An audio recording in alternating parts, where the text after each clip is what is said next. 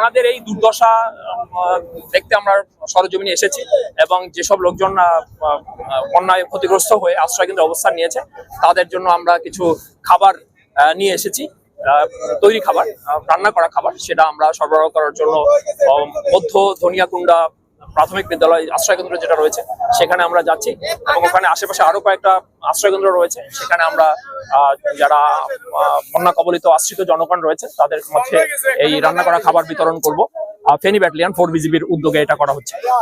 আর এর ছাড়াও এর পাশাপাশি আমরা সর্বত্রই যোগাযোগ রাখছি এবং স্থানীয় প্রশাসন, আবহাওয়া অফিস, পানি উন্নয়ন বোর্ড সকলের সাথেই যোগাযোগ রাখছি, স্থানীয় জনগণের সাথে যোগাযোগ রাখছি যে কোনো অবস্থায় যদি কেউ যেখানে যারা বন্যা কবলিত দুর্গত লোকজন রয়েছে তাদেরকে উদ্ধার করা এবং নিরাপদ আশ্রয়ে স্থানান্তর করা এবং একই সাথে সাথে খাদ্য সহায়তা প্রদান, এই সব কিছুই আমাদের আয়োজনে রয়েছে। আমরা সচেষ্ট আছি এবং আমরা জনগণের পাশে আছি, প্রশাসনের পাশে আছি।